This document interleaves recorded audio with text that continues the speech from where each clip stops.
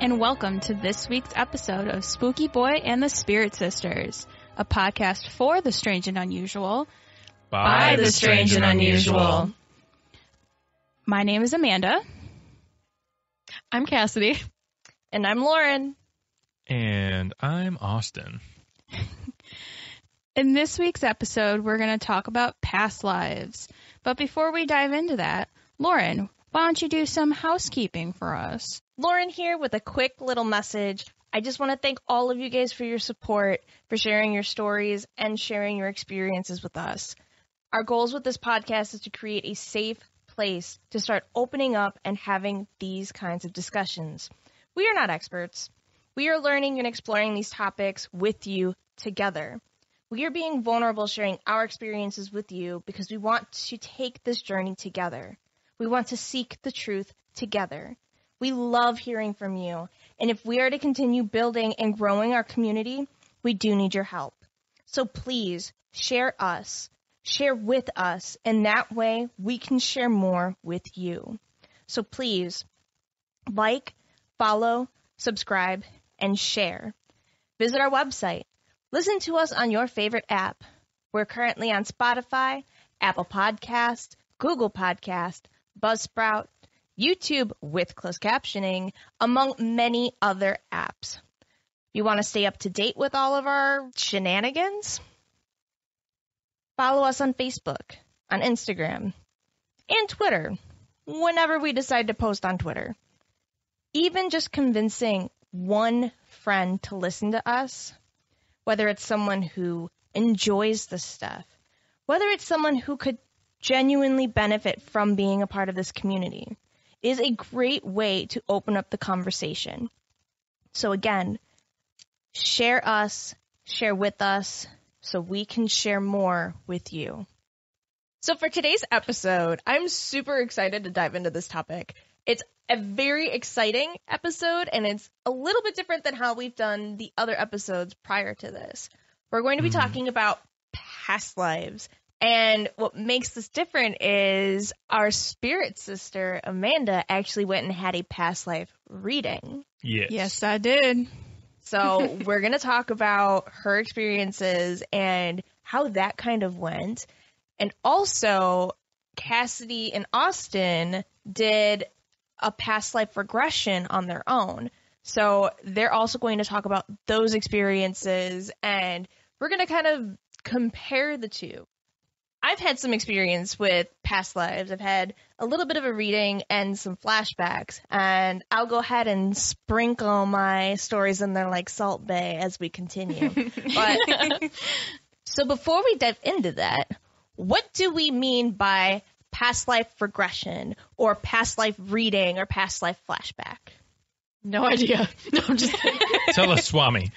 Yes, tell us. So what we mean when we say past life is, many of you may have also heard the term reincarnation, saying that once upon a time you were in a different lifetime, you were a different soul, you were a different person, and after you died, you're reborn into another soul. Mm-hmm. So what a past life regression does is, it's simply put, it's a type of hypnosis used to recover the memories of that past life or that incarnation. Now, what's interesting is you can have one past life, you can have multiple past lives. I've done studies, or I've read studies where people have had thousands upon thousands of past lives. I've heard studies where people are like, this is my first time here. So a past life regression is actually done with a professional. They kind of guide you through hypnosis or like a guided meditation, and it's in a way you reliving those past lives, you picking up on patterns or mannerisms or possibly life events that happened that ultimately, it's theorized that they have a significance to the life you're currently living. So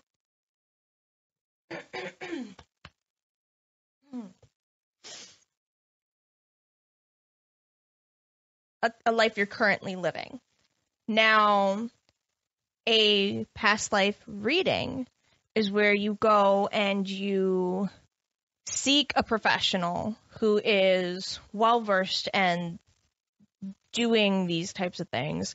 And they basically, they can pull, almost like channeling. They can see the past lives that you've experienced, and they kind of tell you, this is what I'm picking up.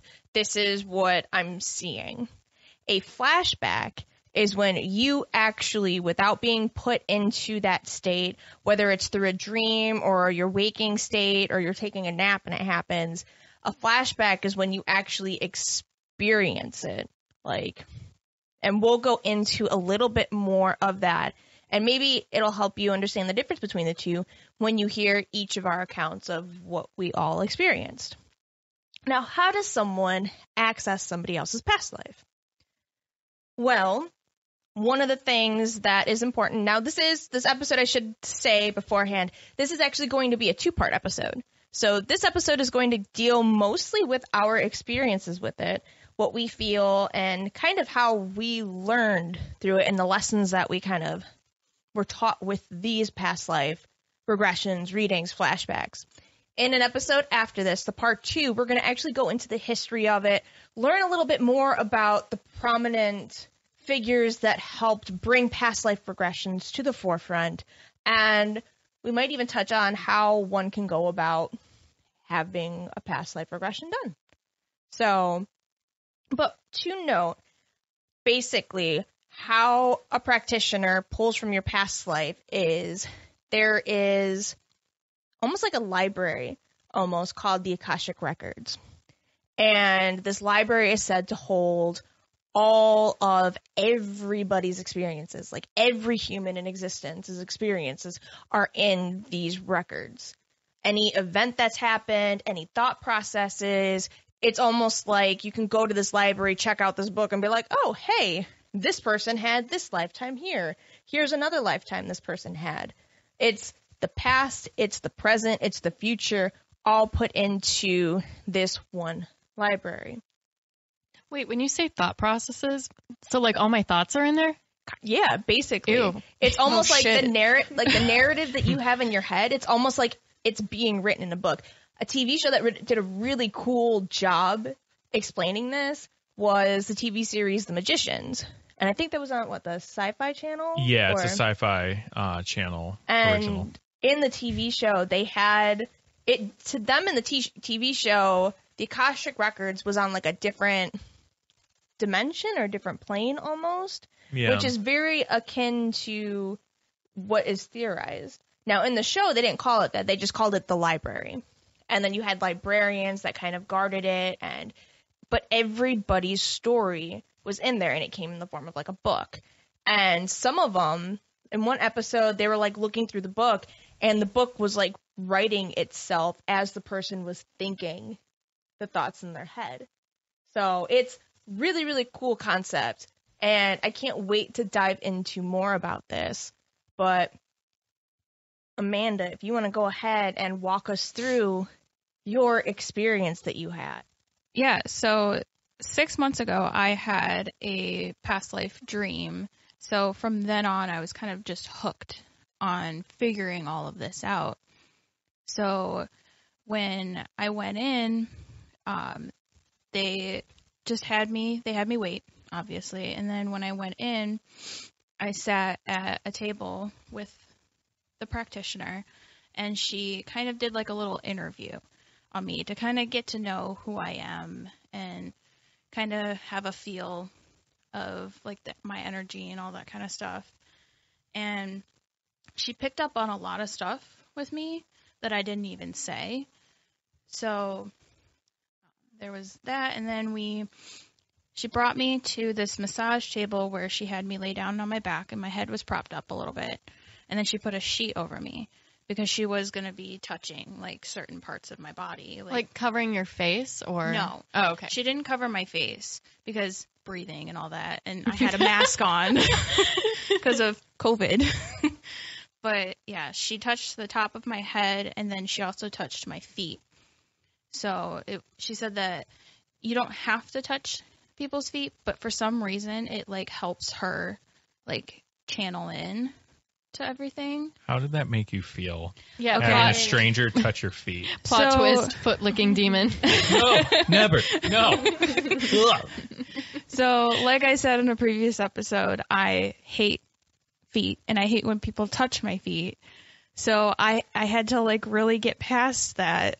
And my feet, when she was touching them, they kept twitching, even though I like went into a semi-meditative state just so that my body wouldn't twitch. But even that didn't work. So subconsciously, Yeah. it's Even a hatred. Your body was like, just They're like, like, stop, oh, no. stop, just stop. Thankfully, she wasn't at my feet as long as she was at my head. So that made it easier. But in between, like, the life switches, you could say, all I was seeing, like, in, like, blue and, like, a blue orb. Like, I was traveling, but I couldn't see anything that she was, like, pulling out of my Akashic records. But so that leads to my first life that she saw. And this one, I don't know how to describe this one. It's a little weird. Lauren, you've heard it, and it's interesting. I can already hear Austin going, "What?" All right. So What? so she said she was in a room, and in the room was this demonic presence, and it was everything about it was otherworldly. It was like underground, kind of like center of the earth type of shit, and it was a torture chamber essentially. And the demonic presence was a dragon, and the dragon was super old, and it had like its arms were like a regular dragon, but its talons were like stick-like knife appendages. It was weird. And me, along with other humans and other creatures, were chained to the wall, and we were basically imprisoned, and they were picking and prodding at me and the other things that were there. The dragon was? Yeah. And Now, was the dragon like an actual full like dragon body, Full like very dragon, large, or yes. Okay. yeah, full. Did it speak in dragon? Or was She didn't hear anything speaking. But she said that the intentions that this thing had with me were not good. And basically she described that we had to go underground at some point because there was this explosion. It wasn't man-made. She had trouble figuring out what it was at first, but then she realized it was an astral explosion. And we had to go down because some people made it, some people didn't. And it was like this, it was weird. Did she have like a time frame of No, like any there were idea only- when this was? No, there were only like a couple of them that she could pinpoint like the time. This of one it. was more, because I should say that Amanda, this is the first time Cassidy and Austin are hearing this. Amanda briefly told me some of the stuff because for processing, but I was able to hear the recording that was said, and she's almost made it sound like it was something primal, something way past anything that we know. Yeah. So This was not what I was expecting, by the No, way. I wasn't honestly expecting So- you to be like, memory 1, dragon, me, torture chamber. Okay, Like, police, what? you work. Yeah, but she had said that basically the meaning of them showing this was to let me know that I had had some scary shit happen in my lifetimes. So, yeah, that just it really weirded me out. I was like, oh, this is the first one we're getting. Okay, how bad are the other ones going to be? And I'm like, Right. I shouldn't have said that. Wait, it gets worse? Yeah. Does it get worse than a demon dragon? Oh, just wait. This next one, I don't know if this was a past life or if it's like a future one. Because like we said, if she's accessing the Akashic records, she's accessing everything that's past, present. If she's accessing the actual Akashic records, she's accessing everything that's past, present, and future. So it's like this, and to take from Doctor Who, time when you get to these other realms or these other planes, it's like a timey-wimey ball. Time doesn't really exist in the same linear path that we see it here on Earth. That's what you're saying. Because I was about to say, I was like, how's the Akasha records? Or is it Akasha or Akashic? Akashic. So the name Akasha, or the Akashic records, comes from a woman named Helena Blavatsky, Madame Blavatsky. And we'll get into more about her and who she is in part 2. Stay tuned. She was the one who was like, how you can access this stuff. She claims that she gained this knowledge from Tibetan monks. And she said that you can access that in the Akasha or the ether. Okay. So the term Akashic records came forth that way. Okay.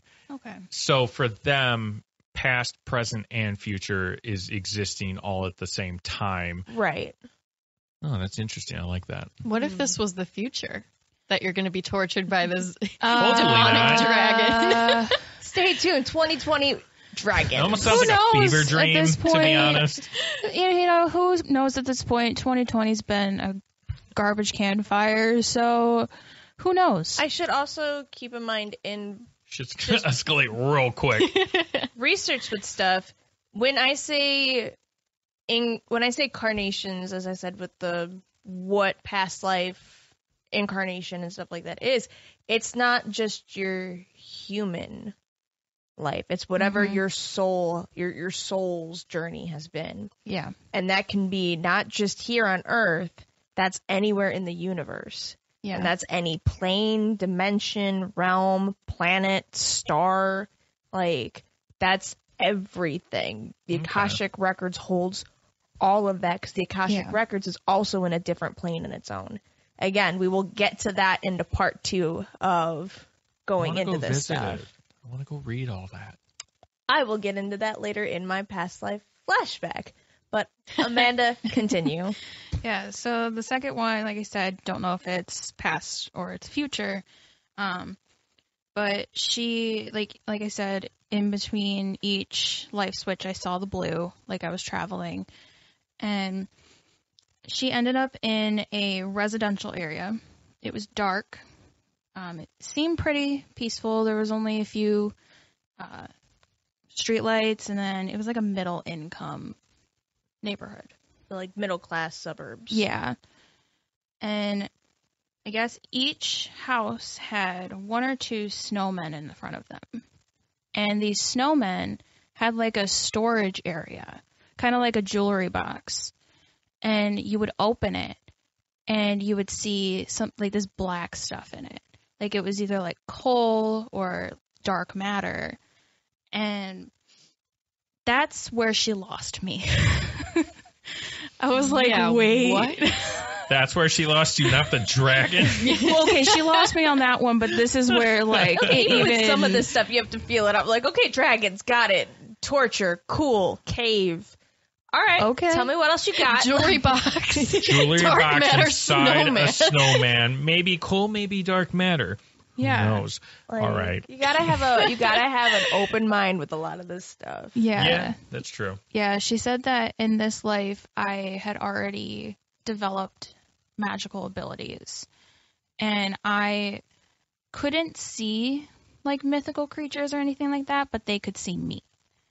And one of the creatures that came forward to her was this goblin-like creature. And it wasn't good.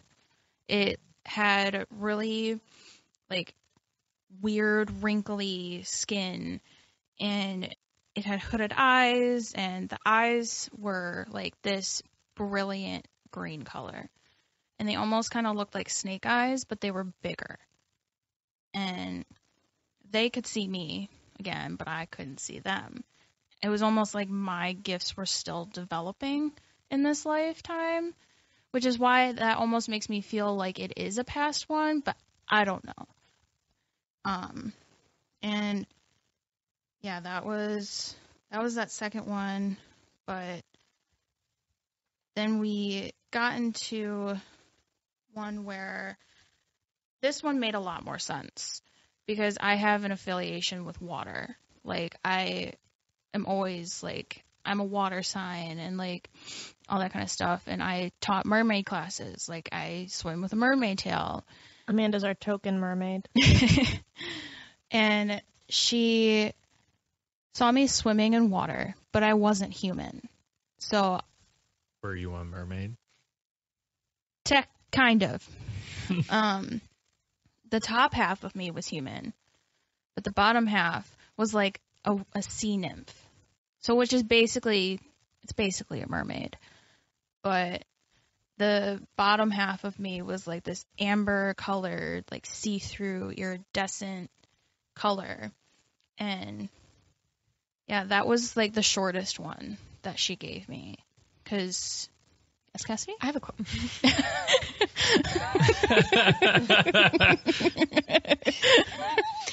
question. Yeah. So as like you're going through this process, is she telling you this stuff? Are you telling her anything that you're seeing? Is it like a because the only thing I can see is either that blue when she's switching or white. Okay.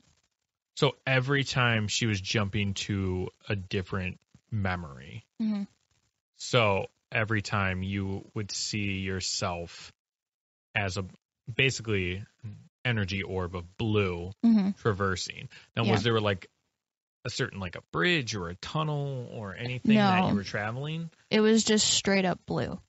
But like I guess I couldn't see myself. Okay. It was just like literally I could see blue in my eyes. Was there any other like physical changes along with that you were feeling? So when she would basically like connect to another memory, did that blue fade away? Yes. Okay. Yeah, because that's what I'm trying to imagine is like that, or like that's what I'm trying to figure out. Like, how did you know when you were connecting into that memory as she was pulling it from you? So that makes more sense. Like, she'd be like, okay, I got that image. Okay, now we're going again. And you would see that basically your soul or whatever moving into this blue energy. And then she would retap and that would just fade. Yeah. What would you see after that? It was literally just white light. Okay. Because you were in like you had to put yourself in that meditative state. You said.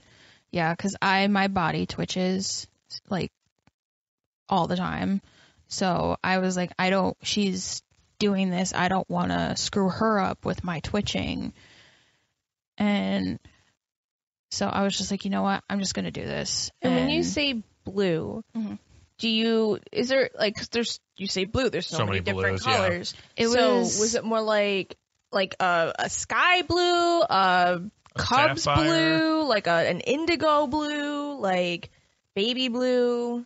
It was kind of like a sea blue, like the ocean. So not a dark blue. No, but it was not dark blue. Okay. It was like that in between, like navy blue and baby blue. So it wasn't Dabba Dee Dabba Doo. No.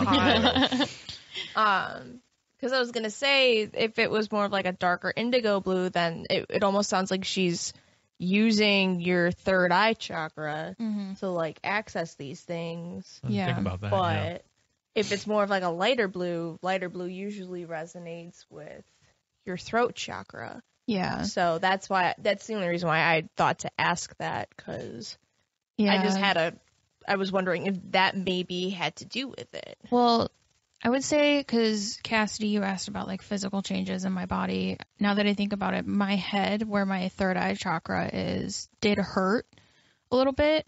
And then Hurt as in like a pain or pressure. Okay. And then Lauren, we talked about it yesterday. Like, I had like pressure in my upper like spine into my neck area. And that was pretty much it, other than the feet like twitching thing when she went to my feet. But that's because someone was touching my feet. Did it take you a while to get into that meditative state? No. Or did you feel like you were able to jump in relatively quickly? I jumped in pretty quickly. It's gotten a lot easier for me to jump into meditative states since we started doing all of this. Yeah. So, yeah, I got lucky in that. Well, yeah, the more you do it, the easier it is. So I want to jump back real quick to the previous one with the snowman and like the other creatures that could see you. Mm-hmm. So you'd mentioned that she saw this like goblin-like creature walk up to her, almost like it recognized her looking into you, right? So did it say anything? Did it communicate anything? It didn't say anything. She seemed to think that it was attached to that soul, like my soul in that lifetime. What gave her the impression that it was negative? Other than the torture? Well, this was the goblin one. Because it was like the snowman. Okay, I thought we went back to like the torture. With snow and the scenery and snowmen and the lawn and the middle class like environment kind of thing. But she saw this goblin and was like, oh, it's negative. Like, she just had a feeling. Okay. Like, kind of like how we have feelings when we go places. Like, oh, it doesn't feel good in here. Okay. It's no bueno. Yeah. Yeah, I'm still curious about the snowman and like what was in she there. She didn't really go like deep into that. And that's where future snowman tech. Yeah. Like it could be anything, like I said, different dimension or future. Yeah, when she said it could be black matter, part of me was thinking, oh, is it a portal? Because, like, I don't know if I've talked about it on the podcast before, but, like, I open portals. I don't know how. I don't know how to close another episode, them. we can go further into that. But, like, that and my gifts at this point were still developing. So, I mean, it could be a possibility that it's a portal. Like, that clicked in my head, I think, this morning. And, yeah, then we had the mermaid nymph like one, and then this next one, this one kind of makes me uncomfortable. And again, Amanda, you don't have to share anything you are not comfortable with. When we talk about these things, these are our personal experiences. So as we said before, like, we're being vulnerable with you as our listeners to also open up those topics of conversation. So, Amanda, thank you for sharing the story that you're sharing, and you're continuing your story. But again, share what you're comfortable with. And if anyone has any questions, feel free to go ahead and send us a comment. Make sure you address Amanda if you have any questions about Amanda's story. And then when we go into Cassidy and Austin, go ahead and address them with questions. But, be polite. Don't ask anything that, it's like, what are your triggers? Like, feet, obviously. Yeah. Don't send Amanda foot pictures. No. But oh, Laura, why'd you say that? I will block you in a second. Open the door. But, it's a lot of the stuff is personal information that's coming out. And the reason we're sharing it is because odds are, if Amanda's experienced something like this, Cassidy's experiencing something, I'm experiencing something, like somebody out there is also experiencing that. And we want to be sure that, as we said, we want to share with people. We want to build this community. We want to hear from you. So with that being said, Amanda, go ahead and share what you feel comfortable. Yeah, so for the fourth past life that she went into, I was a warrior. It wasn't in the U.S. It was somewhere in Asia. Around the 10th, 11th, or 12th century. She couldn't pinpoint exactly when it was. But I had full body armor. I was a male in this one. And my hair was super long, and it was black. And on my armor, which this weirded me out a little bit, there's human hair on it. Was that a thing? Apparently. What? Yeah, in some warrior cultures and some things, they believe like either A, as a trophy of people you've slain, or maybe someone you admired or a family member who might have also been a warrior kind of thing. They would take like, sort of like bone necklaces, or how Native like Americans would scalp. That okay. was a trophy or some symbolism of that. It wouldn't be uncommon, especially way back then. It would, something along those lines. Yeah. And you learn something new every day. Yeah, what is up with hair like back then? Even in like the 19th century. Well, having long hair was a sense of honor. Cultures. A lot of cultures. Some cultures really believed the longer your hair, like that was a sense of honor. Like, and if you were to cut it, it would be betraying said honor or royalty or things like along that. Yeah, because they used to even make necklaces out of hair and like lockets with hair and like all that. Some people had some luscious even, locks. Right? Yeah, but in this one, I could physically see mythical creatures. Like my gifts had finally kind of come through. And that's interesting that it took you a couple lifetimes before you actually were able to develop it. Like, it just goes to show that even if, again, use it with a grain of salt if you believe in this stuff, but it took you lifetimes to be able to master something. Yeah. Whereas, in this day and age, we're like, yeah, just keep practicing. Practice makes perfect. Just, you'll keep working at it and keep working it and you'll do it. This is something that's like, no, it took you lifetimes to do that. Yeah, I'm surprised it didn't happen with the snowmen, because, like, I mean, right? Apparently, they saw you. But it almost could tie into society around that time too. So, like, and talk about this exactly, and the culture culture that you're raised in. Animism. Like believing in the deities of animals and the different powers of animals. That's more in Asian cultures. There's specific Asian cultures that do have those beliefs. So, but I mean, if you think about it, it very much could be where she wasn't able to pinpoint from like, here's the start, and let's go in succession with that. It almost just seems like whatever was coming to her, she was grabbing. Yeah. So, like, we talk about the first one with the dragon and things like that. Who the hell knows whenever that was? And then you have the one with the snowmen, and you said it seemed like a middle class kind of suburban area, right? Yeah. That would be more present time. Yeah. It could even be in the 1800s and stuff like that, at a time frame during that. And then now you're talking about anywhere from the 10th to the 12th century, where you're a male warrior, and now you can see these things. It really could just be where she was grabbing what she could grab. And then also you talk about seeing, creatures of different realms around you and things like that. And we just highlighted being brought up at wherever your beliefs were in that culture that you were brought up with. Animism very much could have, like, you wouldn't have any of those judgment kind of things to shut down, because it was normal back then. It was very like, oh yeah, you're seeing those things? Hell yeah, Animism good job. believes in each creature inhabiting a soul, not just animals, but also the plants, the trees. Like, everything has a soul, everything has a language, and so multiple cultures believe that. You've got the druids, you've got so being a master, taking many lifetimes, it could be that, but it could also just be sort of that culture you're brought up in, that homestead that you're brought up in with those specific beliefs. I was a warrior and all that kind of stuff, but not just a warrior. I was the top warrior, and I got into some bad things, very bad things that I'm not going to go into because it's not something I really want to talk about.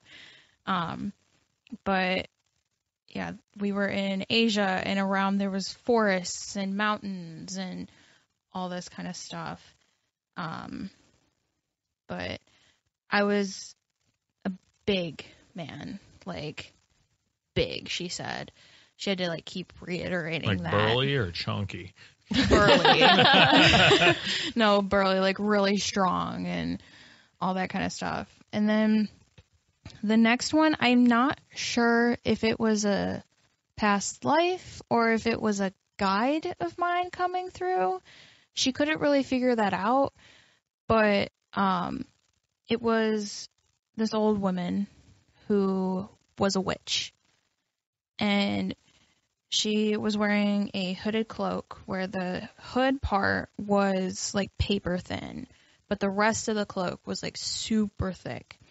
And it was like, she was like peeking around, kind of like feeling things out. And she was basically letting this woman know that I've had multiple lifetimes where I was a witch. And it made a lot of sense. I was like, okay, this is why this seems so normal to me and why I've always been super interested in this kind of stuff, just never diving into it. So she didn't think that this woman was you. I don't it was someone think that so. came through. Yeah. Okay. Yeah, she didn't make it sound like it was actually me in a past life. But again, she couldn't really figure out whether or not it was me. That's super, all of this stuff is super intriguing, and I love talking about this stuff. So it's actually really cool, the fact that your practitioner was seeing this stuff, and it almost sounds, like it sounds like a guide was just like there with you, being like, okay, like almost like she was mediating what your practitioner could see, what she couldn't see, and what she was going to tell you. Like being like, oh, you're seeing this right now, but this is why you're seeing this one. You know, you've lived all of these lifetimes, but there's a very specific reason why you're seeing this one in particular. Yeah. So, crazy thought. Could it potentially have been you from another past life that was talking to her? Plot twist. I mean, like that idea of not just a guide, but it was you, like coming through. Yeah, it could. The only reason I say that it could possibly be a guide is because in all of this, she had said she never saw me as a crone. Like, she only saw me, like, at ages, like, under 30. Like, she never saw me older. So, like, in all my lifetimes that she got from me during all of this, I was younger. And I had died early. Now, that doesn't mean that other lifetimes that I grew old, but just these specifically, she didn't see me growing old. Okay. So. And, you know, we can also look into that. I mean, in your past, like in your spare time even, you know, she gave you a description of what that person looked like. Yeah. Maybe you can go in and see, is it a guide that is more well known from the features? Like, it's the Wicked Witch from Snow White. In fact, it's Snow actually Elphaba. She was green and everything. Elphaba sang it all. Yeah. So there was that one, and then we had the other one that I'm not going to talk about. My sixth life was around the 14th and 15th century, kind of around Marie Antoinette times. And in this one, I was at a masquerade ball. I had the full mask, I had the ball gown on and everything. I was invited to this large social gathering. Now, I was human. I was obviously female. I had really long hair, and it was in a braid, and it kind of wrapped up into like an interesting hairdo. And I was in my late 20s in this one. This one was a good life, she said, that I was happy. And my family owned a pig farm, and my father was a wealthy farmer and landowner. In this lifetime, I was an advanced practitioner, and I did weird things with animal skulls, but it was all with good intention. I was basically a protection witch, and I would protect anyone, anything, as long as they were good. If it was negative, no, At this masquerade ball, I was looking for a husband, and I was dancing with multiple men. Oh, girl, good for you. What? I was a player. Get it? And in this time, wizards, witches, and sorcerers were a part of the royal cabinet, and they were praised for it. Now, all of them were usually solitary, because it wasn't really, you didn't really see covens around this time. But like I said, it was a happy life. She sensed that I was very abundant. I was very joyful and stable and solid in life. And for a woman back then, that was really rare. And it was because I felt empowered because of my craft. And, yeah, that was a longer one. Yeah, so those were the only ones that she was able to pull from me in the time that we had allotted. Which was, how long were you there? I got there at 3, and by the time I left, it was like 4:30. So okay. we had about 35 minutes for the actual reading. But she brought everything back to my past life dream or flashback. And she said that happened because of the first 3 lives that she had saw, or that one specific one that I didn't really go into. She said that dream and that lifetime was trying to show me what it's like to lose everything, to learn the meaning of life and learn compassion for others.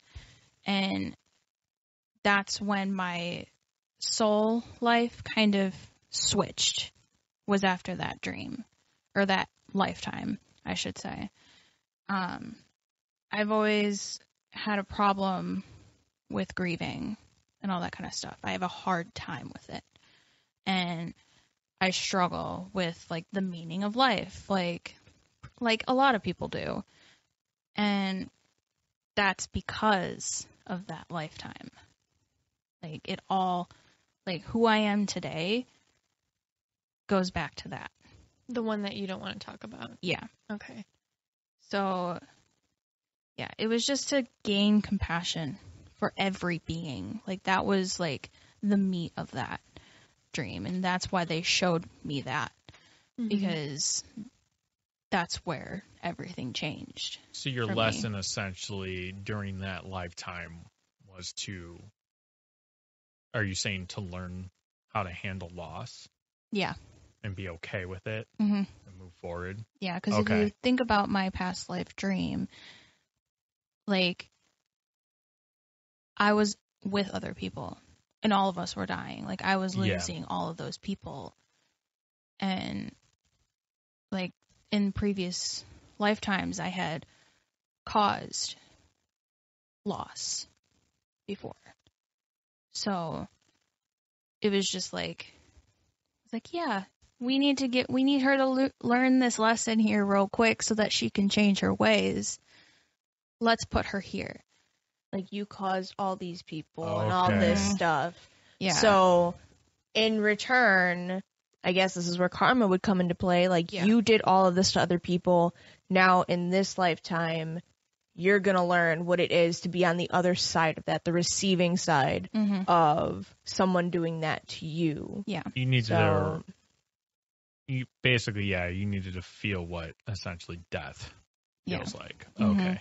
Yeah. Not just death, but like loss and everything. Yeah, all of that comes with it, and how somebody else inflicting that on another person. That's a gut check. Yeah. That's not even a gut check. That's like, hey, we're gonna strangle your soul and then we're gonna resurrect it to something different. Yeah. So that happens to people in different times. So that could be what someone's going through maybe now, that reality check. And this is why a lot of that's heavy. Yeah. Past life, when you start getting into past life regressions and the different things that people have had either in a regression or a reading or a flashback, it gets kind of controversial because it's in a past life, you could have been the one inflicting pain and doing this, and now in this lifetime, you're the person that has this done to them.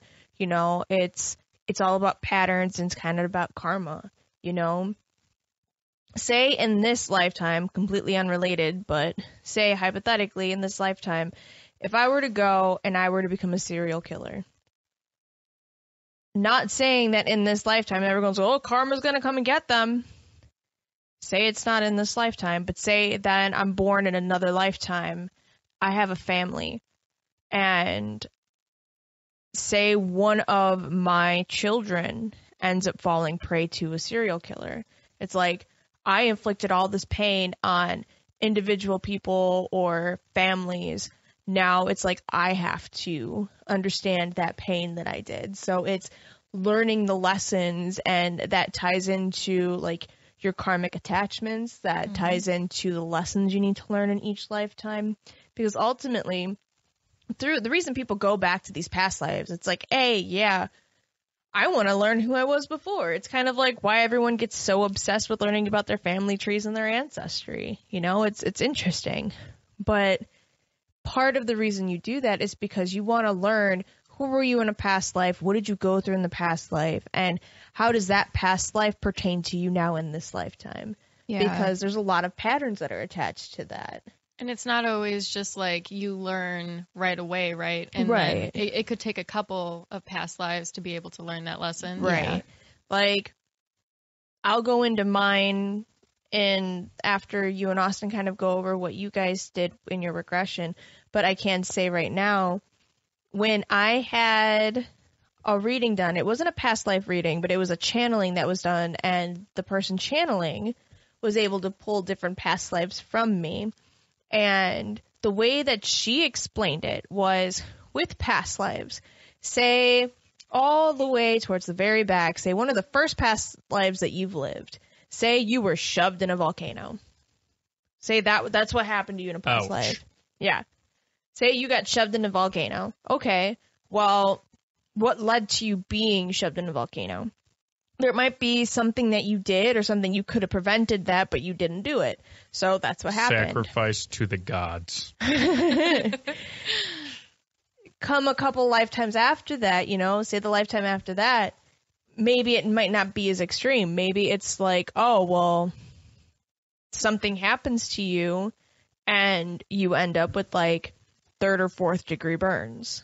Like, is it something you could have done? Is it something that could have been prevented? Like, or maybe it's just an accident. It's sometimes little things that happen to you in these past lives, they reoccur in your current lifetime almost as like a nod to the past life. But it could also be like, hey, here's a lesson you need to learn. And as you go forth, you know, that burn, quote unquote, burn in parentheses, like, or quotation, burn, say, as you move on and you start to learn the lesson and you start to pick up on stuff, you know, say in this lifetime it's as little as, oh, when I was little, my mom told me not to touch the stove, but there I go, touching the stove. Like, you learn that way. You grow up and you're like, okay, don't touch the stove. Like, yeah, the more you learn from it, the more you pick up on it. It's kind of like that. So each lifetime that you see, there's a lesson to take from it and you bring with you in the next one. Yeah. And that's part of the reincarnation. You know, you want to go through all of your karma so you can ultimately reach that full enlightened state. You know, you've learned all your lessons, you've done all the work that you needed to do to reach that full enlightenment. Yeah. And she said that that's why now I have so much compassion for other people and other beings. Like, it's because of all of my lifetimes where I had no emotion or had no compassion for anyone. Like, oh, damn, I'm screwed. That it's been like a build up and like that switch was just flipped and it was like, oh, she loves everyone. Well, not everyone, but most people. She loves all animals. You care. You have a deep yearning for people and just society in general. And you're super empathic. Yeah. You're super living beings, empathetic. Like, And that's one of the things that, like, when you think Amanda, you immediately, I akin Amanda to Sam. Samwise Gamgee's from Lord of the Rings. Because that's Amanda, you know? She's got a strong heart. And, you know, she puts her friends first. And she's always mothering us. Like, yes, can agree on that for sure. That's true. So that's Amanda. You blossom with compassion. You're our Sam. So it makes total sense. Yeah. And hearing that from a stranger who just randomly was like, I'm gonna pull from your past lives. Like, yeah. And like another thing that she said to me, that it was like, you have a long history of being a witch. Like, long. Like, more than 2 lifetimes. Like, almost every lifetime, basically. Wow. And witch is like an umbrella term. Yeah. You know, that, you know, when we say witch nowadays, it's a trend, but also, you know, it encompasses a lot. It encompasses all of the hardship that practitioners had to endure throughout the times. It's, you know, you could have been a healer, you could have been gifted, you know, it encompasses a lot. So it's very innate in who you are. So yeah, that was pretty much it. Like, I went into it kind of skeptical about it, because I was like, oh yeah, she's not going to be able to pull anything from me. Like, especially when the first one is dragons and torture. Yeah. I honestly, like, if it was me and she's like, I'm picking up on dragons, I'd be like, all right, I'll see you later. Goodbye. Great. I'd like my refund. How much was this? Yeah, I'm going to take that back, please. I think it's interesting, though, because you've always liked dragons. Yeah, Amanda. it's always been something I've Yeah. been kind of drawn to. But that's weird that the dragon that she saw was actually torturing. Yeah. So, But I almost wonder if it's potentially a metaphor for something. yeah, and that's And who also knows? another possibility with all Yeah. We'll that. have to dwell on that one. Yeah, and yeah, like I said, I went into it very skeptical. Like, yeah, no, she's not going to pull anything from me. But when I was done, like, everything started making sense of who I am today. And, like, I want to know more. Like, I want to do the extensive one, which is like 3.5 hours. Holy. Like, I want to do it. Like, I want to know everything, because the more and more she talked, the more and more it made sense. So, yeah, I'm going to do that, and stay tuned for that, because we'll definitely talk about it on here. Yeah, well, that's definitely interesting, the experience that you went through with your reading, Amanda. My regression that, you know, I did just earlier today doesn't really go that in depth with it, at least for memory wise. So I was asked to do a regression through essentially what was like a YouTube video, like a guided meditation or something like that. So I tried to leave all my skepticism to the wayside and was like, all right, let's just listen to this. Let's see what happens. Can we talk about what he said beforehand, Lauren?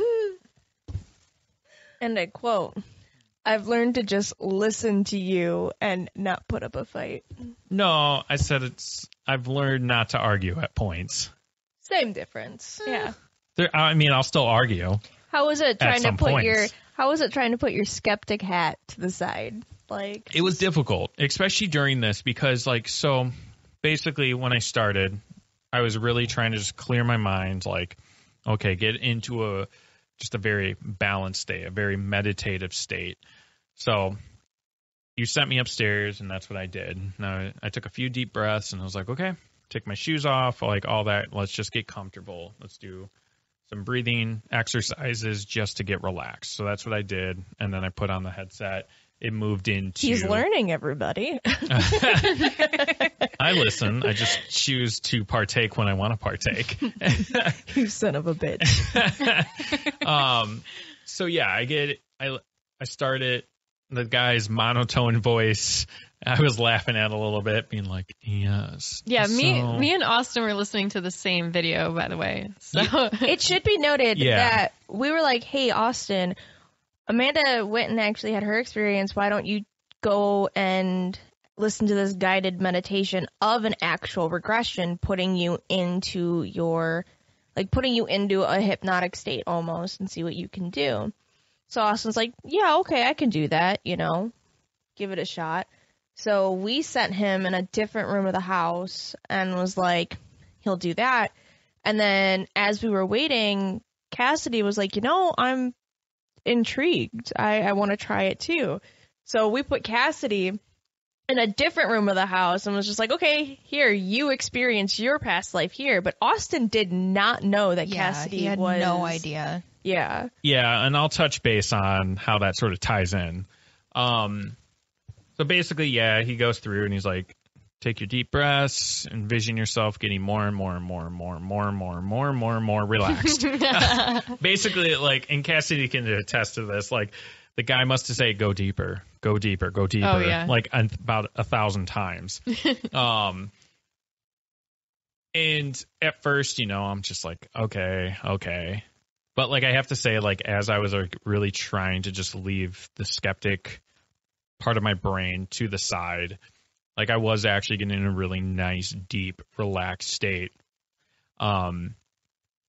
But the interesting thing is as he's saying progress and everything like that, going basically further and further into technically trying to tap into past memories, past lives and stuff like that, I kept seeing these golden auras or these golden energies and surrounded by white, just a white, empty, voided space and everything like that. And there was at one point where I was essentially, and this is really weird, I was essentially one of these golden beings or golden energy, but I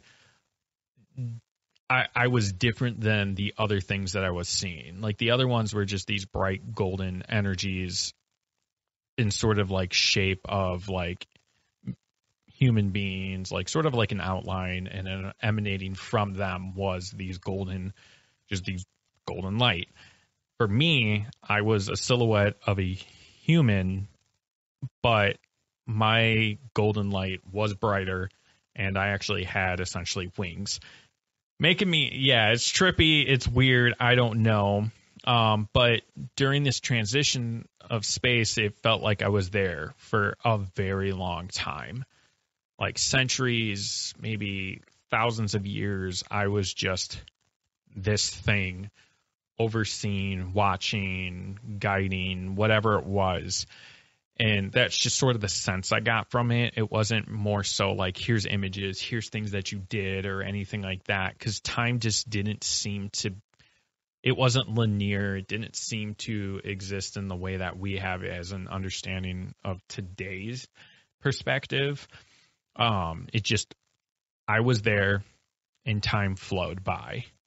And then the weird thing is that as I was progressing through this, not knowing Cassidy was in another room doing the same thing, I was getting waves, essentially an ocean wave coming to the beach and then it rolls back kind of thing. It was essentially that, but it was with that golden aura, that golden energy, right? And at a certain point, for about a minute straight, it would hit a certain part of wherever I was viewing in this void, and I would see the outline of Cassidy's face. And every time it did it, it was slowly changing and getting further away. Her face features would change a little bit, but I could still be I know that's Cassidy.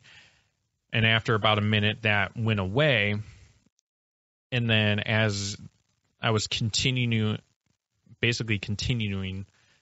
through here, through the past life regression or whatever was going on, I got to a point where it was okay, really, I was really trying to focus in on who have I been in a past life? And there was a point in the guided regression, the the person speaking was saying, you know, like, try to pinpoint your name, right? Try to really focus in on what your name is. And I kept getting something with an R, but I really couldn't pinpoint what it was. And then all of a sudden I get this thing, the name Ra, pop in my head. So that was interesting, because isn't Ra like Egyptian god? Like, isn't that something like that? So you mean Ra, as in Amun-Ra, as in Egyptian god Ra? Egyptian god Ra, as in Egyptian god Ra, the sun god Ra? There's a lot of Ra's being thrown around here. I don't know. Like, that's the name that popped in my head and sort of resonated and echoed. All right. But I was like, all right, let's right. push past that. And so as I was trying to push past that, I got to a point where I was standing on a beach. It was like hot, sunny, basically hot and sunny beach. You know, like when you're barefoot on the sand and it hurts kind of thing. That's what it felt like. My feet were actually like burning. And then as I was trying to like look and be like, okay, what am I wearing and stuff? I didn't see anything on me. It was almost basically I was like on this beach naked. And as the meditation or the regression or whatever you want to call it, like pursued past that, and he was like, okay, well now try to look at your surroundings, try to see who you are, all of that. Basically, as soon as I tried to recognize my surroundings, out of nowhere, it was like if I was grabbed and thrown back, and it was like, no. It was almost like it was just like, you don't get to know. And I was literally yeeted back into my body. That happened to me at one point as well, so I get it. And it was weird because it was like, as that happened, I mean, it was like, it wasn't like, it didn't hurt or anything like that, but it was like when you get that real shortness of breath where you're like, I got to gasp for air. Like when that happened, I gasped for air. And that's when I like jolted out of it, and I opened my eyes, and that's when I saw your message saying, "Oh yeah, go through the garage because Cassidy is actually in the other room doing her regression." And then I was like, "Oh, that's weird." Yeah. Austin had no idea. Yeah, I shared a lot of similarities with Austin, like especially in the beginning. It was like a lot of different light coming through. I would see blue light a lot, green light, and it was like these things would pop in, and it was like in red, and it was almost like sometimes they would form pictures, and then, you know, I would get these like, I guess like thoughts, like just like, you know, these words and stuff kind of like thrown in during this. And I came to a point where I did start to pick up on what one of my past lives was. But I'm not really going to dive too much into it just because it involves sensitive topics, and I don't know if I'm ready to talk about that, but it was crazy because at one point I did almost feel like I picked up on Austin's energy as well. I knew that Austin was in the other room, though, so that's the difference. Like, he had no idea, but it's weird. We definitely want to try this again. Well, you said like you picked up what, like a deep sadness kind of thing? Yeah. Yeah, and that goes into when he was like saying go back further and further and further into your current life, right? So there's a point when he's like, go back to when you were 5. And he's constantly saying, think positive thoughts, think positive memories and stuff. But I have a rocky childhood, and I'm not going to dive into that. But it's hard for me to associate good memories with the age 5 through 7. So it's interesting that as I was feeling sad, trying to push past that to go further and further back into potential past life, that she also felt that same sadness around, I guess, probably around the same time frame. Yeah, it was, and you know, my childhood, nothing really sticks out to me at around that age. Now, 8 years old is a different story, but yeah, like around 5 and stuff, like I didn't really have, you know, anything stick out. But I remember like during this whole like regression thing, I felt like a wave of just sadness out of nowhere. And yeah, and it's like the thing where there was like that random moment where I was in that good state of that golden energy and that in between where everything felt like home, felt like this is where you belong, this is good. Out of nowhere, I got a huge spike of anxiety, and that is sort of correlates with that story. Don't really want to dive into on this podcast. Yeah. But yeah, no, I mean, it's just weird how we were sort of picking up. And for me, as someone who is the token skeptic, and I try to look at the logical thing of all of it, I have to say, like, I don't know, it's definitely a weird experience because I had no idea. I literally thought I was the only one doing this thing. And to find out that I was sort of picking up on whatever you were going through at the same time, I don't know. I got to tip my hat to it. Some things just can't be explained. We gotta hide stuff from him more often. Yeah, no, seriously. That's how you do it, because then... This is like a huge... I don't think our listeners understand how monumental of a moment this is for us. Right? Yeah, I pretty much call bullshit on everything, and I really try to dissect everything. But this was interesting. This was different. Yeah, it was about an hour of what the fuck is going on. It's like, okay, all right, okay. And surprising enough, like, Austin went in first, and then it was a little bit later decided that Cassidy was going to go up and do her thing. Mm-hmm. Cassidy was the first one to come back and be like, so, that was a thing. It took Austin a little bit to come back down here. Well, because like I said, I just jolted back into me. So I was like, hold on, I got to lay here for about a few minutes to sort of process what the hell just happened. And then, like, I looked at my phone and I saw that you were like, oh, don't go through there. And then I was just like, okay. But I was still, like, really coming out of the, like, meditative state. Yeah, you both. Like, you came down here and it was almost like you were a little aloof. Like, so... It almost kicked felt us out. I was just like, you guys need to go ground before we actually dive into this podcast. So at one point, you were sitting here and you jolted, like. So I was like, know. You I had need like to this. Go ground. I had this like weird, hardcore like twitch out of nowhere. It was like my whole body just like simultaneously twitched throughout.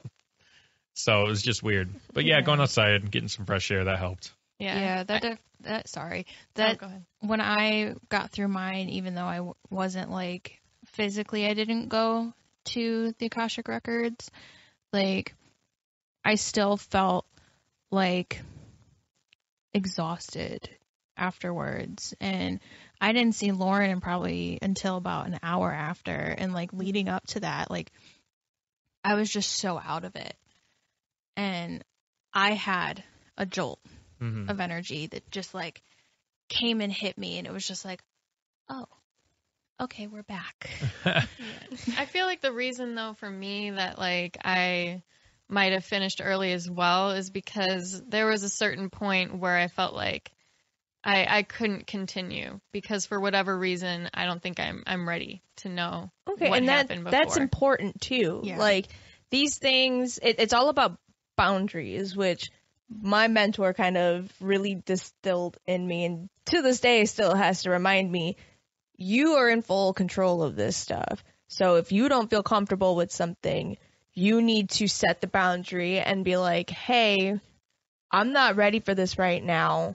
You know, give me some time to process and then, you know, try again later. Like, it's all about what you can handle, how you can process things, and because you don't want to take on more than you can handle, because this isn't just something that just casually happens. You know, I'm just nonchalantly going to clear out my Sunday schedule and do this. Like, it takes a toll on you mentally, emotionally, spiritually. So, and it's going to stick with you for a while. Yeah.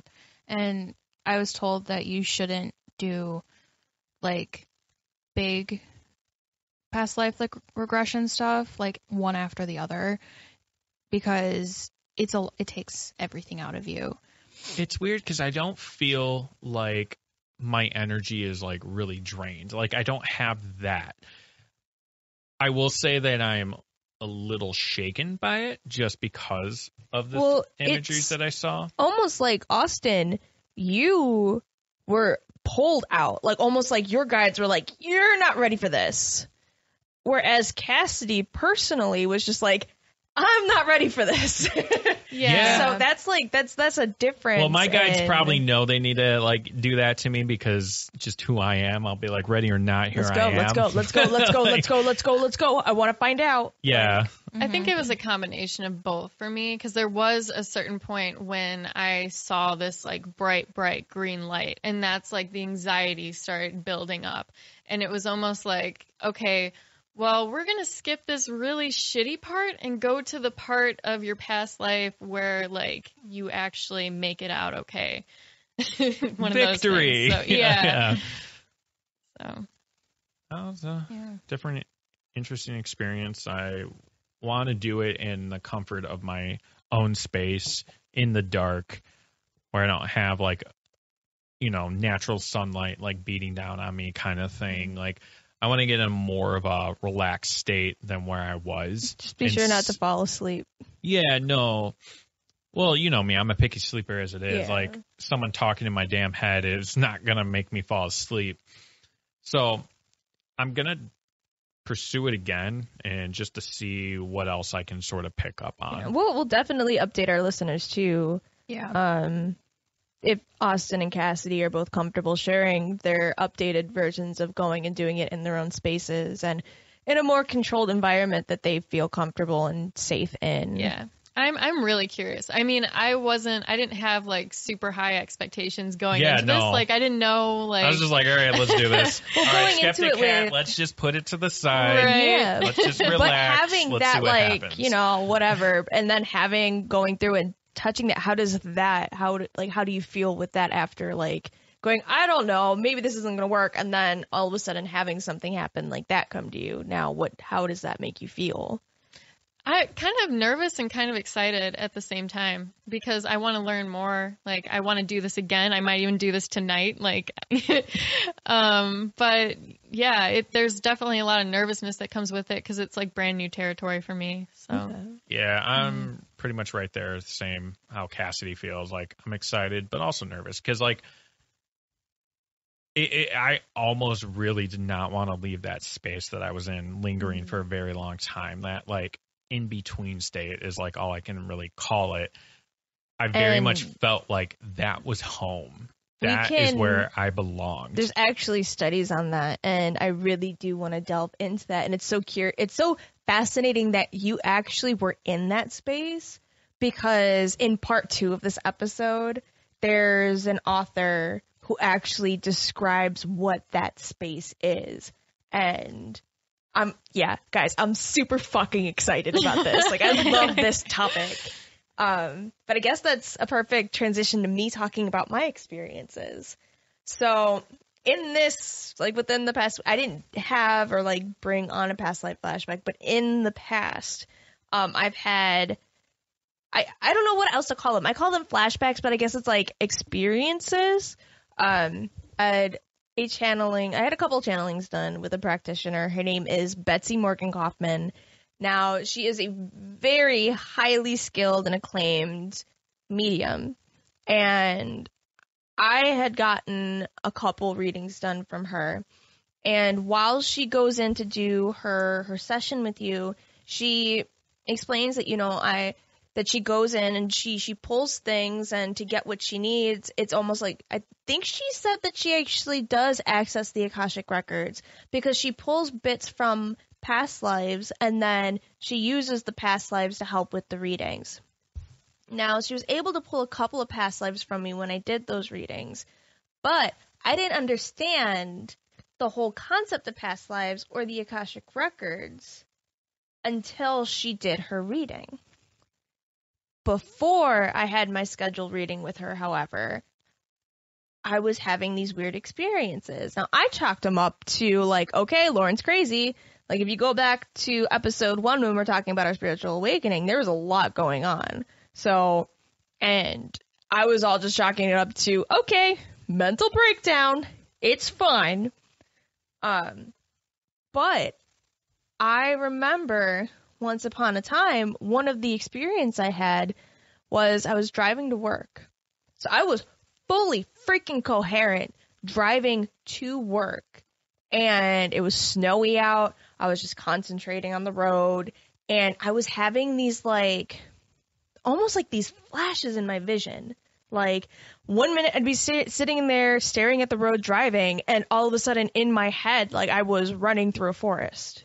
Like, so I wasn't having someone tell me this is what I was seeing. I wasn't having someone guide me through it. I was literally behind the wheel of a moving vehicle, and this was happening. That is so scary. It was. And that would happen to you, right? Yeah. In a blizzard, no less. Goddamn. And I just remember being like, what is happening to me right now? And I was completely sober, completely, like, not on any medication whatsoever, and driving to work.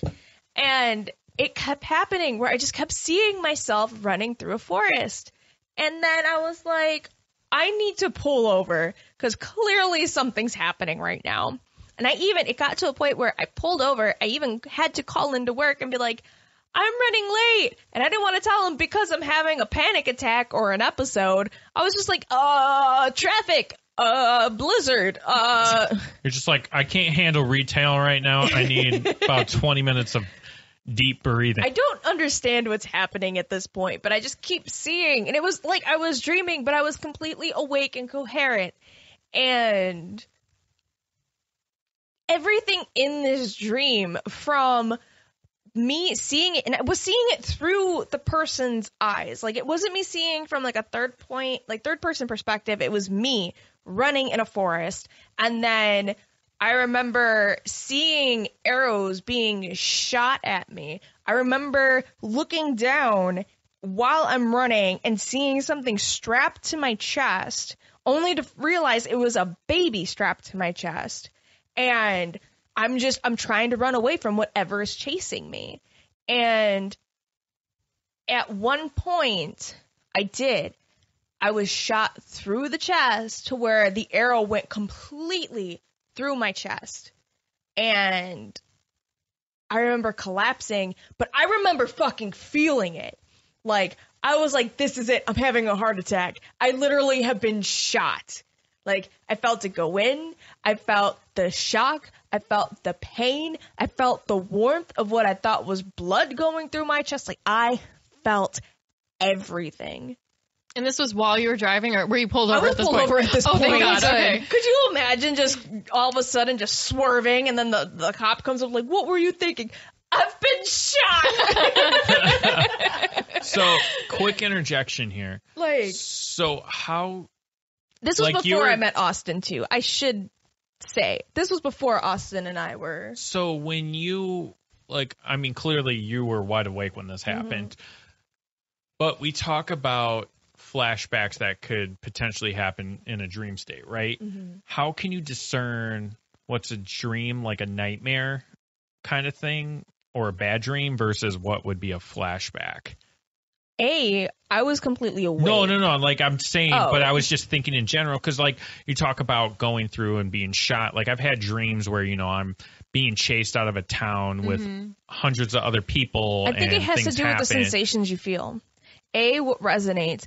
B, when you start feeling other sensations, when you have the thought processes going through your mind. Like, I've had dreams where I'll be in a completely different situation, but I'll still have the thought processes going through my mind. Thought processes that were very much in with where I was in the situation. You know, in dreams, you just kind of go with it and go, oh, well, I'm going to do this. I'm going to do that. My thought processes in this dream were beyond just what was happening at this point in time. So it has to do with the thought processes. Like, did you feel like you were transported back to that specific time period? I felt like it was 1 minute I was Lauren, the next minute I was this other person. Okay. Like, so you were like essentially transported in a way. kind of, I guess. I never Okay. thought of it like that. But like I said, I was behind the wheel of a moving vehicle trying to get to work on time, and all of a sudden I wasn't God you behind were the parked. wheel. Yeah. That makes me think, because I, in most dreams, like right before you die, you kind of wake up. Yeah. There's one dream specifically that I remember where I experienced the whole thing, the whole death. Mm-hmm. And now I'm like, well, maybe that was more than. yeah. Well, It that's could like sort of have. what I've had. Like one thing that really sticks to me, and it always has. I used to have this reoccurring dream when I was about 13 years old, and I was always, like I said, like I prefaced, being chased out of a town kind of thing, and I was trying to get everyone out, and I was one of the last people running out, and there was people chasing us, and I always can remember basically them throwing battle axes essentially, and almost like a tomahawk. And one of these things, I could always remember feeling the impact in the back of either my skull or my spine, and like I feel that impact, and I feel the thud of my body hit the ground, and then I wake up. Like, and I remember having that numerous times as I was like, like I said, like 13 to 14 years old. It's So I almost possible. wonder if that was a potential Yeah, past life and you thing. can have them That multiple sucks. times. Yeah. I've had multiple ones, more times than just that one, but this was the very first one that I had. Okay. So Yeah, I didn't mean to derail you. no, it's okay. That's what I love about this topic, because when other people talk about it and they tell about their experiences, it starts to get you thinking, and then all of a sudden you start remembering things that you just wrote off as a dream, but you're like, oh shit, this could actually be something more. Yeah, share Yeah. with us if you have anything like Yeah, that. as I I said really want to read those. multiple times, Yes. this whole topic fascinates the crap out of me, and I love hearing other people's experience because it makes me feel like I'm not alone. So, or we're collectively crazy together. So, Also an option. It was fun, guys. yeah. But as Cassidy asked, it's the thought process is going through, it's the sensations. What are you seeing? What are you feeling? Like, whether it's physical touch feeling or what are you feeling emotionally in this point? I've had dreams or flashbacks where I can smell exactly where the area is. I can smell the dirt rising up. I can smell the dew from the trees and where I'm at. Like, Damn, I haven't been able to smell shit in my dreams. and again, it's all relative to who's having the dream and what it means to that person, And if that's not something that, like, if the smelling things isn't something that's like, okay, whatever, then, but imagine you don't smell something in a dream and then all of a sudden in a dream you're like, butterscotch. Or you smell a very distinct smell that pertains to the dream. Wouldn't you be like, oh shit, that's something different? Mm-hmm. That's kind of how it was for me with these things. Do you feel like you can touch, like, and feel things in your dream? Like, At the time, like, and that's the thing, I didn't have control over what was happening. It was like I'm seeing through the eyes of somebody else, and I'm just a passenger. I'm just someone who's witnessing this, but through their eyes. Like, I can see my hands in front of me and moving as I'm running. I can feel the panting and that burning in your chest from running so long and having weight on you. Like, you feel all the other stuff, but I'm not saying anything. I'm not controlling what's going on. It's just kind of like, okay, this already happened. So, yeah, by the time that was done, and as I said before in a previous episode, I wrote everything down. Like, I even took that extra time when I was just like, yeah, I'm going to be late. Like, I wrote everything down on my phone. And then when I got home, I wrote it all down in, like, a notebook. that's a good point right there, is like, have like a dream journal or something that you can use to record these things, because it is helpful to be able to look back on this stuff. I'm so happy I did. Because even to this day, think about when we would have Circle before we started this podcast. Yeah. How many times did I whip out that grungy looking book because I've used it for so long? Right. I can remember Yeah. the many times that you've been laying next to me and you just like I remember this, and he pull out your damn like journal. Yes. It's a very impressive journal too. Wait a second. Yep. I wrote this down. But no, that's crazy because like, and That it's was just in such a good 2015. idea to do. Like, that was in 2015 when I started having that stuff. And I think the actual flashback happened in 2014. 2015 was when I think I had my first reading with Betsy-Morgan. So, and I say funny, but honestly, like, the crazy thing about it was I had the flashback. The flashback played on to a point where I was like, okay, but then it stopped. And I was just like, all right, so not going to tell work about that part, but I'm just going to say traffic was horrible, and I'm going to go in. That gosh darn traffic. Oh, gosh. That was in wintertime. I had my reading with Betsy that following May, my first reading. And when Betsy was pulling the past lives that I've had, the first one she brought up was being in the forest. Now, Betsy didn't know anything from me. Betsy-Morgan didn't know who I was, what my name was. She didn't know my past, my history, nothing. So, and then while she was bringing this stuff up, she brought the forest into play. She brought the baby into play. She told me the baby was a boy. She told me what the baby's name was and how that past life was going to play into my current life. And she told me a couple of other past lives in that session that I had with her. But every single one of the past lives that she brought up, which one of them was I had 2 different Egyptian past lives. And she brought up very specific details about them, like who my husband was, how many kids I had, what my status was, what I did, what my kind of outlook on life was in that lifetime. And again, what I really love about Betsy-Morgan Coffman when she does her sessions, and I don't think she does them anymore, she's actually passed her gifts and traits and stuff off, and she taught a student. So now... I thought you were just going to leave it as she has passed. I was like, oh, damn. No. She's very much alive and very much... Actually, if you check out her YouTube channel, she has videos that she uploads to try and, like, kind of teach you just the basics of channeling. And she offers a lot of different sessions and recordings to kind of help you and to teach you to channel. And she told me, she's like, anybody can channel. It's just you need to know how to channel.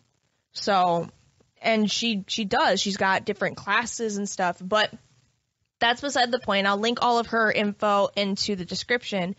But what I really love about what she does is she does it all remotely. So all of this was over the phone. And then she records it all. And then she sends you the recording of the session. That's nice. Yeah, I got to listen to mine again. Because, and the reason why I really harp on writing everything down is because when you're in that moment and you have all that energy happening, you lose it. Like, in the moment, while you have that, it's like all of this information is being given to you, and there's so much to comprehend. You're trying to pay attention to what you're feeling, what you're seeing, like your senses, like what your energy's doing, and then also trying to comprehend and wrap your brain around what's either being told to you or what you're seeing yourself, that it's a lot. So if you go on, Lauren's biggest advice is write it down or record yourself playing back everything that you went through. You know, trust me, it's going to help you in the long run because it's nice to have something to look back on. But yeah, it's, for lack of a better word, it's crazy. It's a good kind of crazy. You can have all of these different lifetimes, and now all the lifetimes that I've either had read for me or the flashbacks that I've had, like, they're all over the place and they're all over the spectrum. And I kind of touched on this before, but it's very controversial on past lives because it's like, well, being born to something bad happening to you, like, you shouldn't be having to deal with the stuff that you did in a past life. Like, why is that your fault? It all ties into, like, your personal karmic attachments, you know? I know someone who had a past life reading done, And their practitioner told them that you can be super dark in one lifetime and then have a lifetime where you're super light. And then in this lifetime that you're in now, understanding both sides helps you, you know? And again, just like with demonic possession and stuff that we touched on before in our previous episodes, the lifetimes you lead before this, like if you go into a past life and you found out that you were just an absolute shit human being then, that doesn't say anything for who you are now. Okay? You are your own person. You are your own individual soul and entity. You know, all of it has to do with lessons that we learn. Yeah. Unless you're a shit person now, then, you know, you still haven't learned. It's on you. You still haven't learned your lesson. Yeah, because it all kind of ties in, like I said, to karma. So, say, Amanda, your practitioner told you that you were a witch in multiple lifetimes. Mm-hmm. Okay? And from what you told us, it took you a couple lifetimes to develop your gifts and to understand how to learn them. And a lot of that has to do with what cultures you were brought up in that lifetime. Right. So does that necessarily mean that because you learn how to use your gifts in one lifetime, does that mean the next lifetime immediately following that, you know how to use your gifts? Not necessarily, because, like, you could look at what I said earlier about me being an advanced practitioner.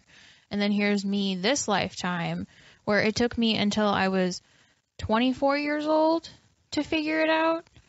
And you're still learning. Yeah.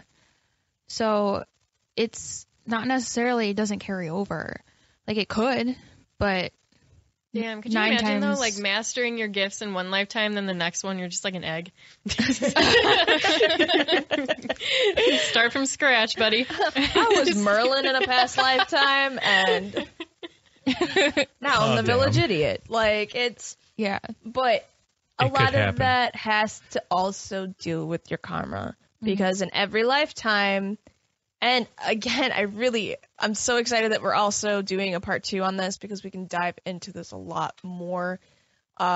Because reincarnation and past lives, they span over multiple cultures, and I kind of want to touch on those too. But it's about clearing the karma that you build up, and think about it. Every lifetime you go, even though you clear previous karma, you can still build up other karma. Yeah. So say you learn your lesson from this lifetime, and that's good and dandy, but then you turn around and you fuck up in this lifetime. It's like, well, that's just another thing you have to learn in the next one. Don't worry.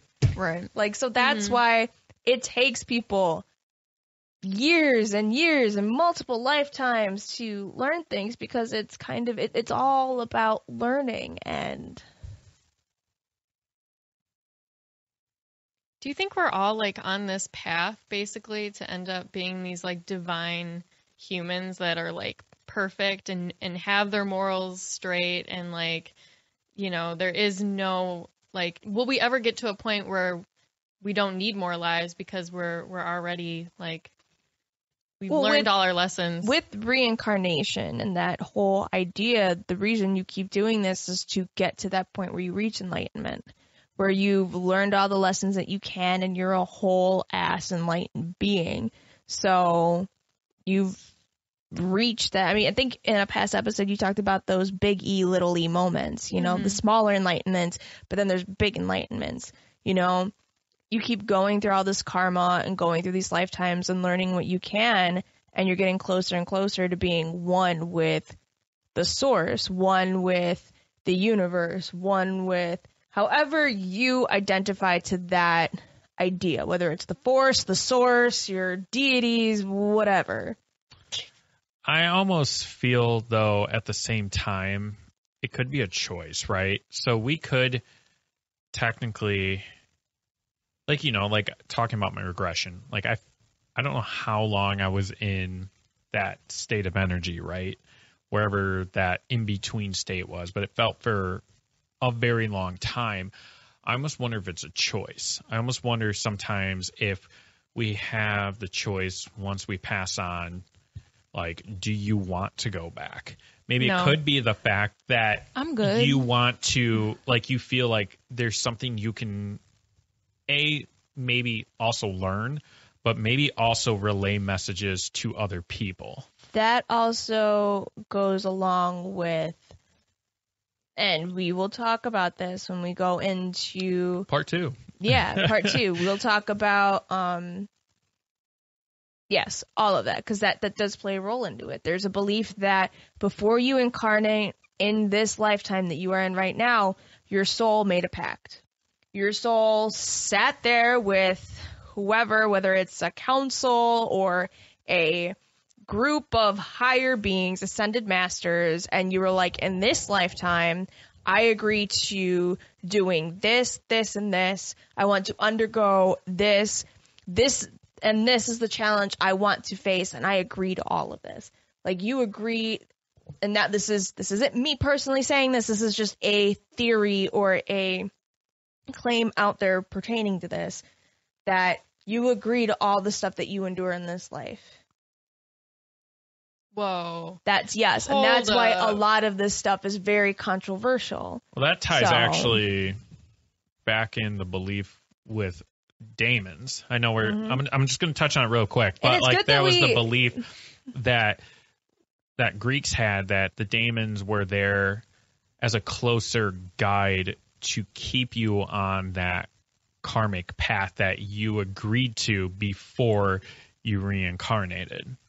Interesting. Yeah, and that's also that's why this is so freaking interesting. I didn't agree to Because- any of this shit. Right? But you did. No, I Like- didn't. Maybe you did. According Maybe I to did. certain beliefs, they say you did, just like the people you endure in your lifetime. You know, there's so many different concepts of soulmates, which again we will talk about in a different episode. But upon the events that happen in your life, the different patterns and the learning, you agree upon the people you come across, and that includes people that you came across in other lifetimes. You know, you can have more than one soulmate. Some of them are here just for a brief amount of time. Some of them are here to be there for when you need them, and vice versa. And some of them are there for a long time. You're lifelong. Your best fucking friends forever, you know? And then there's a whole different topic on twin flames, and so it's so fascinating, and this is why I love this stuff. I love it, because it just, So I'm so glad that we structured the season the way we did, because we touched up on, our spiritual awakenings. We went into spirits and entities. We talked about daemons and kind of how the different cultures see them. So, and all of those are definitely going to help when we dive into part 2 of past lives, because a lot of that stuff is intermingled with that. Plus, we'll go into a little more on the history and even a little bit on how to almost go about getting a past life regression or things to look out for. Yeah. So, with that being said, thank you for listening. Follow us, like us, share us, because we want to keep sharing experiences with you, and also share your experiences with us, because we would love to hear them. stay tuned for part 2. Our next episode, we're going to be diving into more divinatory practices. So, stay spooky, folks. Bye. See you later. Bye.